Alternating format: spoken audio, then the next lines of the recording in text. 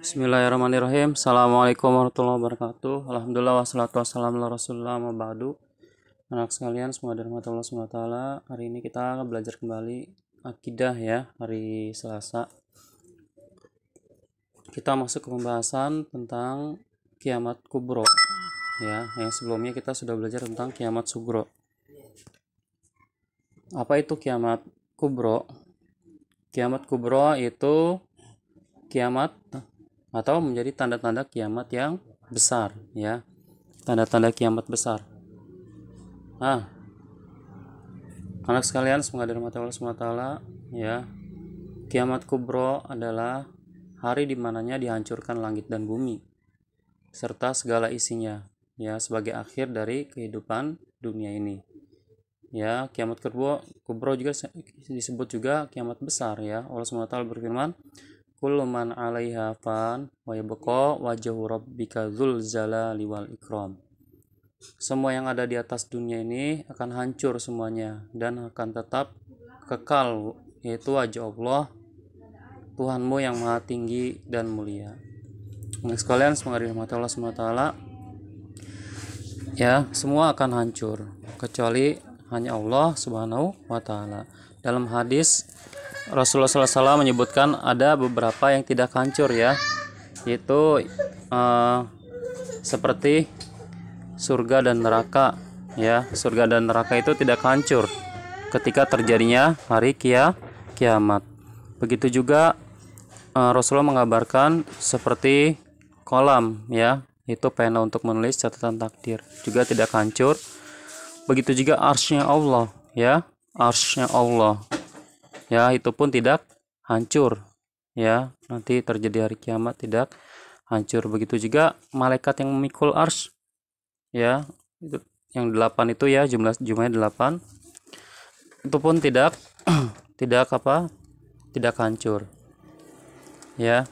Jadi ada beberapa yang Allah kecualikan yang tidak hancur ketika terjadi hari kiamat ya. Karena surga dan neraka, seperti surga dan neraka sudah Allah jadikan surga dan neraka itu kekal ya. Nah, itu semua terjadi atas kehendak Allah ya. Nah, terus kalau kita katakan lah berarti ada makhluk yang kekal seperti Allah kekal. Ya, tidak seperti itu ya anak sekalian ya. Ini semua dikabarkan oleh Rasulullah SAW, maka kita wajib mengimaninya. Nah, itu pun kekekalan Allah dan kekekalan Allah dan kekekalan makhluknya itu tentu berbeda ya. Sebagaimana berbedanya zat Allah dengan makhluknya ya, anak sekalian ya. Tentu berbeda kekekalan Allah dan kekekalan makhluknya. Tentu Allah lebih kekal ya. Anak sekalian, semoga dirahmati Allah SWT. Hari kiamat adalah hari yang telah Allah janjikan. Saat itu bumi dihancurkan ya, langit pun terbelah, gunung-gunung berterbangan seperti bulu-bulu yang ditiup angin, sebagaimana yang tercantum di surat Al-Qari'ah ya. Yauma yakunun nasu kal farasyil mabsus, yaitu hari dimana ketika manusia berhamburan ya, berterbangan seperti kupu-kupu ya. Wa takunul jibalu kal ihnil manfush, dan gunung-gunung berterbangan seperti bulu-bulu yang dihamburkan angin ya, sebagaimana juga disebutkan di Al-Qur'an ya. Idza sama'un fatarat wa idzal kawakibun tasarat wa idzal biharu fujirat, yaitu ketika langit itu terbelah ya, dan ketika bintang-bintang berjatuhan. Begitu juga lautan itu diluapkan oleh Allah ya, meluap, air laut itu mendidih. Nah, itu gambaran hari kiamat nanti sekalian. Begitu juga Allah berfirman ya, yauma yafirul mar'u min akhi wa ummihi wa abi wa sahibatihi wa bani likul limri'im yauma izin syafnu yugni. Ini menggambarkan kengerian hari kiamat ya. Di surat ini menggambarkan tentang kengerian hari kiamat, sampai-sampai sampai seseorang itu lari dari saudaranya ya. Begitu juga wa ummihi wa abi ya, ibu dan bapaknya, wa sahibatihi wa bani, itu istri-istri dan anak-anaknya, dari anak-anaknya ya, dan anak-anaknya. Yauma firumin swasahibati wa bani likul imri'im yauma izin sagnui yukni. Ketika hari itu ya, urusan manusia itu sangat menyibukkan. Artinya manusia menyibukkan menyelamatkan dirinya masing-masing. Nah, sekalian semua dirahmati Allah SWT, semoga kita tidak berjumpa dengan hari tersebut ya. Itu sangat mengeri ya, karena hari tersebut itu hanya dirasakan oleh orang-orang yang kafir kepada Allah SWT ya. Orang beriman tidak merasakan, insya Allah taala. Sekalian semua dirahmati Allah SWT, kiamat kubro terjadi ketika tidak ada lagi manusia yang di muka bumi yang menyebut nama Allah ya. Artinya apa? Itu ketika itu manusia sudah menjadi kafir semuanya ya. Karena kenapa? Karena sebelumnya orang-orang beriman sudah diwafatkan oleh Allah Subhanahu wa taala ya. Itu ketika Allah mengirim angin ya dari arah Yaman, angin yang sangat sejuk ya, yang berhembus di bawah ketiak-ketiak kaum mukminin, lalu mencabut nyawa-nyawa mereka. Lalu matilah orang beriman ketika itu ya, sebelum terjadi hari kiamat.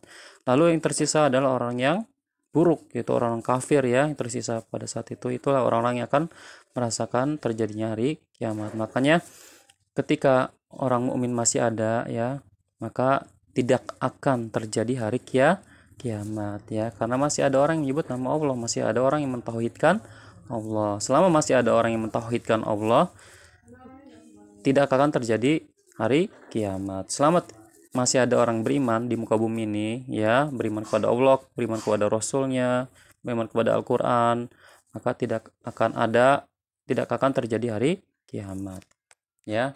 Kalau orang beriman sudah tidak ada, maka akan terjadi hari kiamat ya. Makanya kita teguh iman kita, kuatkan iman kita, dan kita berdakwah menyampaikan tentang Islam ini kepada orang-orang di luar Islam ya. Terus kemudian sekalian, Rasulullah SAW juga mengabarkan bahwa kiamat kubro itu akan terjadi pada hari Jumat ya. Nah, Jumatnya tentu kita tidak tahu Jumat kapan ya, kita tidak tahu ya. Namun hanya Allah yang mengetahuinya. Wajibannya kita hanyalah mengimani dan bersiap diri untuk beramal soleh, mempersiapkan bekal amal soleh ya. Semoga Rasulullah sabda, sebaik-baik hari yang disinari matahari ialah hari Jumat. Pada hari itu Nabi Adam diciptakan. Pada hari itu pula dimasukkan ke surga ya. Dan pada hari itu, maksudnya dimasukkan ke surga itu ketika sebelum turun ke bumi ya. Dan pada hari itu pula dia dikeluarkan darinya, itu setelah memakan buah yang terlarang ya. Dan kiamat akan terjadi pada hari Jumat. Nah, ini hadisnya ya. Terus kemudian kiamat kubro memiliki beberapa nama sekalian, yaitu Yaumul Ba'as, hari berbangkit, hari kebangkitan, Yaumul Jaza, hari pembalasan ya. Karena semua akan dibalas amal perbuatan manusia pada saat itu ya, ketika dibangkitkan ya. Setelah dibangkitkan maka akan dibalas segala perbuatan amal manusia ya. Kemudian Yaumul Hisab, akan dihitung ya, yang kecil maupun yang besar, sampai amal-amal yang sangat kecil pun yang seberat biji zarrah itu akan diperlihatkan pada hari kiamat ya. Terus kemudian Yaumuddin, hari yang telah dijanjikan, yang akan pasti terjadi hari tersebut ya, untuk membalas segala perbuatan baik dan perbuatan buruk manusia ya, dan begitu juga jin. Kemudian Yaumul Akhir, dikatakan Yaumul Akhir karena hari tersebut adalah hari akhir ya, yang terakhir, karena tidak ada hari lagi setelahnya, tidak ada. Pada saat itu semua makhluk akan menjadi kekal ya, karena tidak ada hari terakhir, tidak ada hari yang lain selain hari ini gitu, hari akhir, karena sudah terakhir ya. Tentu kekekalannya berbeda dengan kekekalan Allah Subhanahu wa taala. Karena Allah yang memberikan kekekalan kepada mereka ya. Karena berbeda, kenapa? Karena yang memberikan kekekalan itu Allah kepada makhluknya. Tentu berbeda ya, kan? Terus kemudian sebelum kiamat itu akan terjadi beberapa tanda-tanda ya. Inilah kasih sayang Allah kepada kita semua orang beriman ya, agar kita mempersiapkan diri ya, itu sebelum terjadi tanda tersebut ya, untuk beramal soleh. Itu seorang sahabat bernama Huzaifah bin Usaid radhiyallahu anhu menyebutkan itu ada 8 di sini ya, itu munculnya dukhon, kabut, itu asap ya, asap yang menyelimuti bumi, seluruh penjuru bumi ya, itu diselimuti oleh asap yang sangat tebal ya.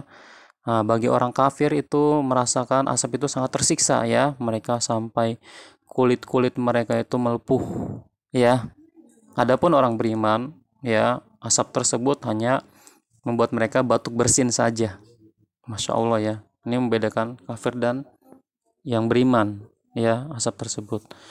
Dan kemungkinan walam yang pernah baca juga, asap tersebut membuat seperti kayak alat-alat elektronik, alat-alat yang lain, teknologi itu tidak berfungsi ya, tidak berfungsi ya, tidak berjalan kembali, tidak berfungsi, yang pernah berbaca ya.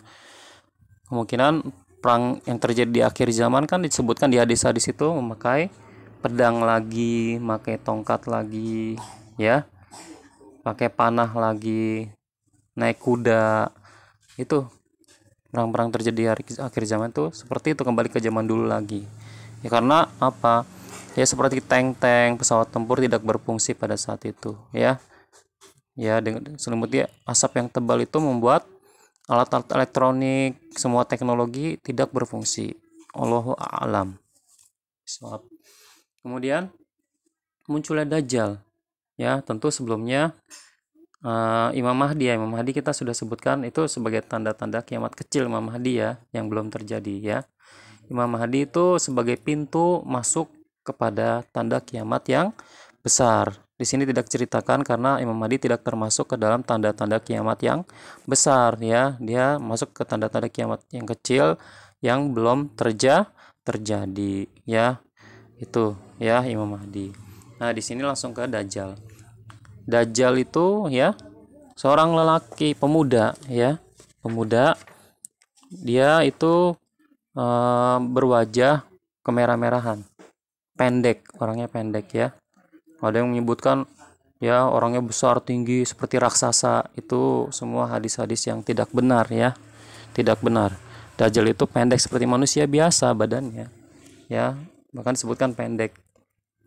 Kemudian mukanya kemerah-merahan, lalu kemudian rambutnya keriting ya, kakinya bengkok, kakinya agak bengkok ya. Terus kemudian matanya itu sebelah kanan itu seperti buah anggur yang muncul gitu ya, di matanya buta sebelah kanannya ya.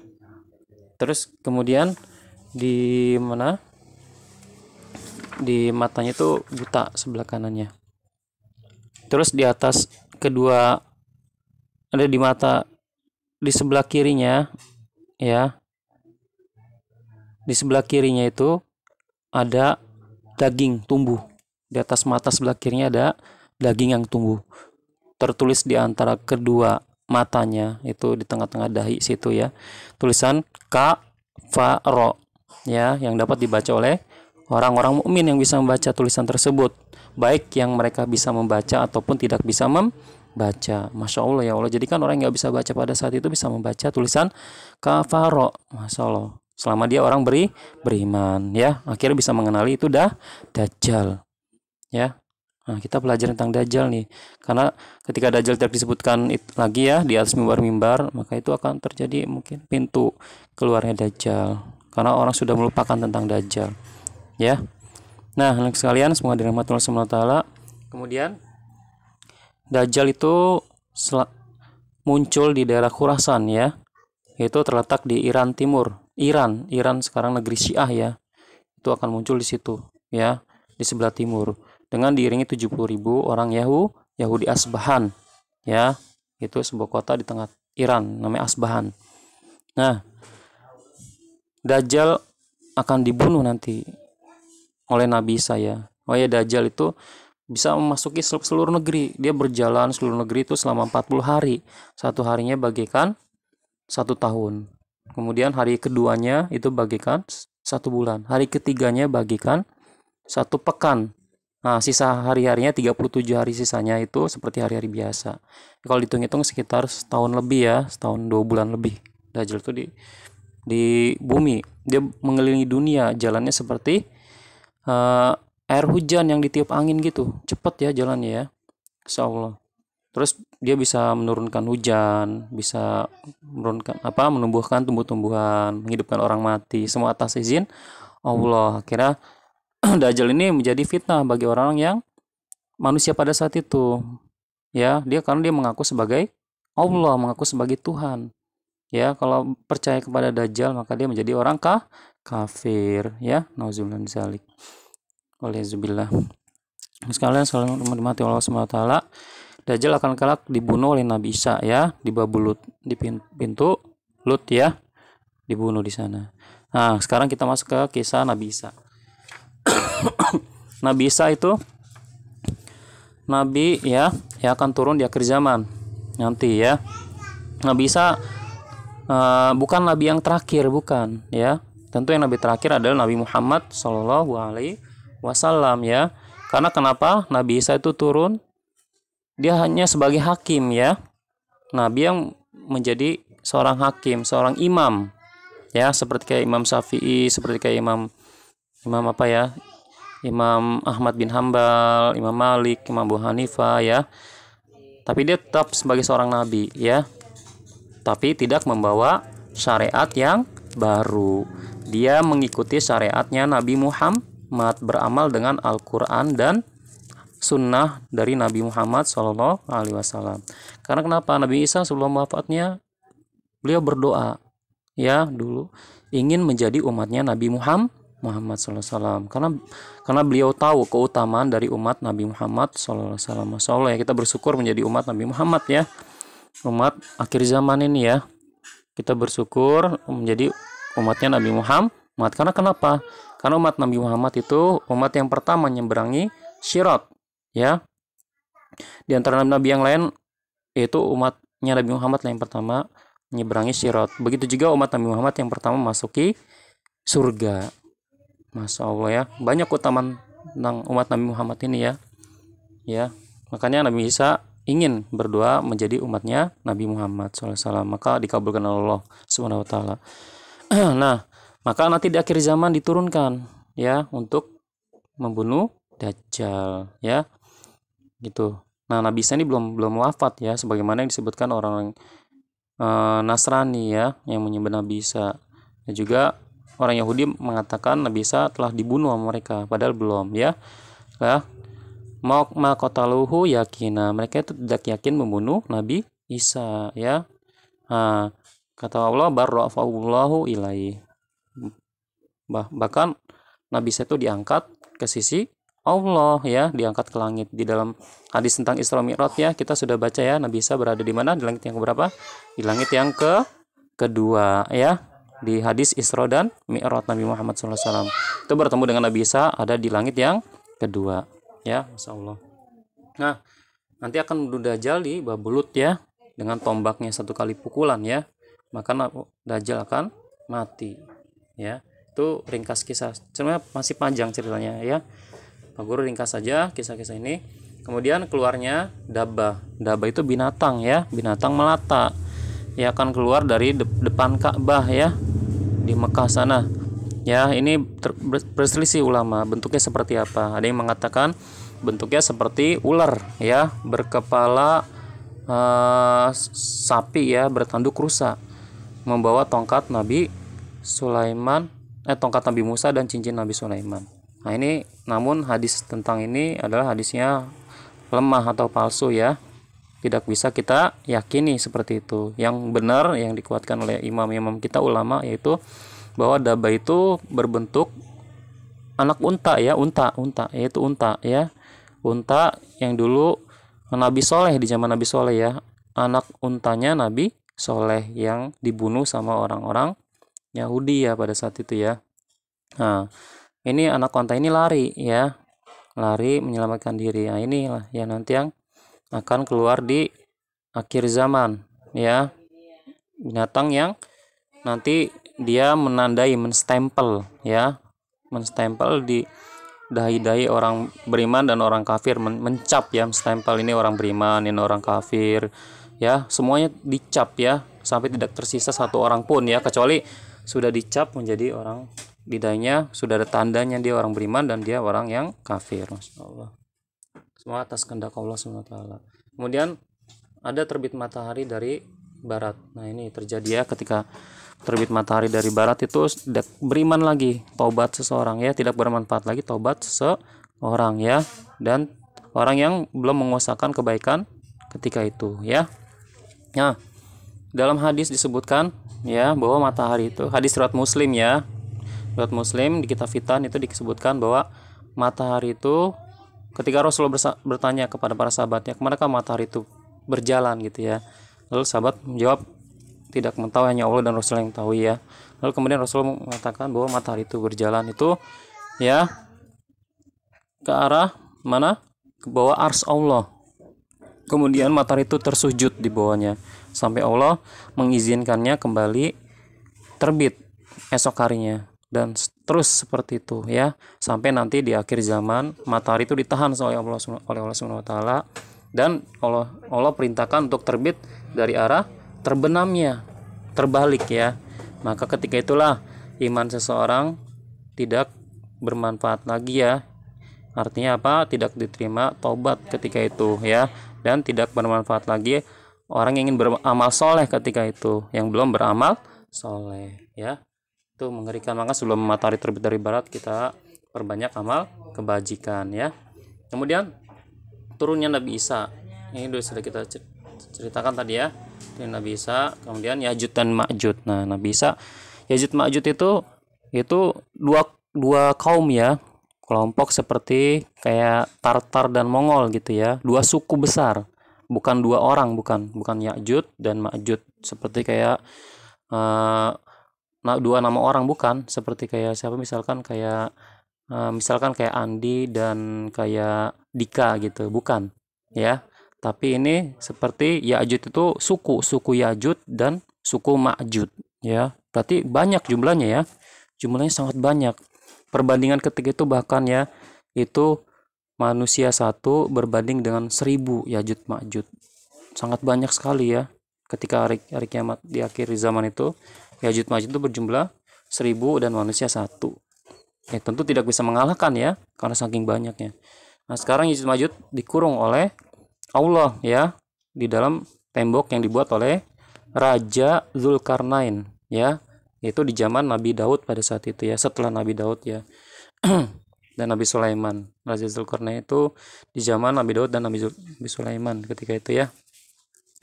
Di tembok Ya'juj dan Ma'juj ya, di tembok. dia ada di antara dua gunung yang saat ini tidak diketahui oleh manusia di mana gunung tersebut. Pada saatnya nanti akan dihancurkan oleh Allah Subhanahu wa taala dan keluar saking banyaknya itu seperti air bah yang turun dari atas lembah, dari atas gunung ya, saking banyaknya. Lalu kemudian Nabi Isa berdoa kepada Allah untuk mematikan Ya'juj dan Ma'juj, maka mereka mati seperti matinya satu orang. Masya Allah ya. Itu kisah singkat tentang Ya'juj dan Ma'juj. Kemudian apalagi di sini terjadinya gerhana sebanyak 3 kali ya, itu di barat, di timur, dan di jazirah Arab, di tanah Arab. Ada yang menyebutkan selain gerhana bahwa terjadi penenggelaman ya, penenggelaman bumi kayak seperti longsong masuk ke dalam bumi gitu ya. Itu terjadi di timur, di barat, dan di jazirah Arab. Wallahu alam shawab. Kemudian yang ke-8, keluarnya api dari negeri Yaman. Nah api ini akan menggiring manusia ke padang mahsyar ya. Semuanya akan digiring ya, orang dikejar oleh api pada saat itu. Ini orang kafir ya, dikejar oleh api dan dikumpulkan semua ke arah itu Yaman. Nah, disitulah terjadi apa namanya?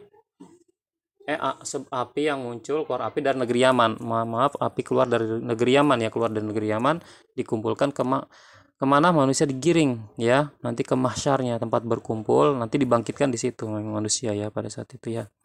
Nah ini yang bisa Bapak sampaikan teman sekalian ya. Maka dari kisah-kisah yang Bapak bacakan di atas ya, itu kita ambil pelajaran di sini bahwa kita hendaklah mempersiapkan diri dengan berbekal amal soleh ya, sebelum terjadinya hari-hari yang tadi Bapak sebutkan ya. Kita perbanyak amal soleh, perkuatkan iman kita untuk mempersiapkan hari-hari yang sulit ya. Nah, semoga Allah SWT memberikan kita kemudahan dalam beramal soleh. Amin amin ya rabbal alamin. Ya, untuk tugas hari ini Bapak berikan kepada kalian, yaitu kalian kerjakan isian ya, itu dan pilihan gandanya ya, yang bagian 2 dan bagian 3 ya, bagian 2 dan bagian 3 isian dan pilihan gandanya ya. Demikian, subhanakallahumma wa bihamdika asyhadu alla ilaha illa anta astaghfiruka wa atubu ilaik. Assalamualaikum warahmatullahi wabarakatuh.